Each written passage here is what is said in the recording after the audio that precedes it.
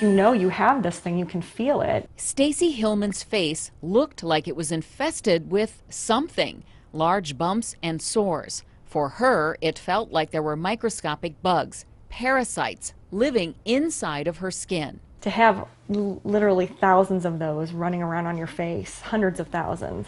That was 3 months ago. This is Stacy Hillman today. It's hard to even think about washing the dishes or doing laundry or going to the grocery store because you're consumed by this feeling. Her husband Jeff watched as his wife slipped into a life of constant crying and constant pain.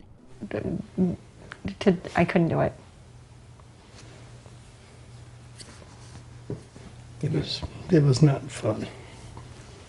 She went to doctor after doctor. All told her the same thing. They all told me that there was nothing wrong. There's nothing they could do for me. Doctors call the syndrome Morgellons. The illness affects mainly women in their 50s, and just last month, the CDC released a shocking study. Doctors can't figure out what's causing it, and so the report suggests that to some degree, the patients are delusional. Had me wondering, is my wife crazy?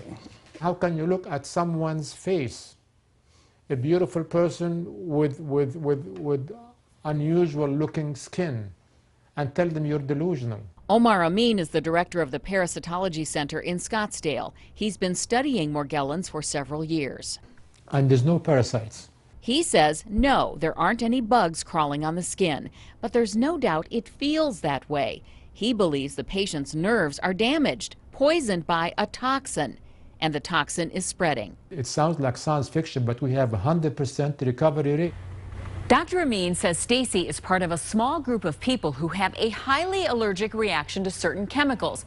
In this case, he says the poison that was attacking Stacy's body had actually been there for decades. Mercury. It was leaking out of a cracked filling in her tooth. I think the doctors found it. Stacy replaced her fillings with a different substance, and life is suddenly good again. It's very emotional because I finally realized that, wow, this nightmare is going to end. The CDC says people should be cautious about getting treatment for something that's not medically proven, and that people who claim they have the answer are going out on a limb. But Dr. Amin says he knows the truth. On a few occasions, CDC has referred Morgellons patients to me, which to me only means one thing. They know that we have the thing that works. Lee Jordan, News Channel 5.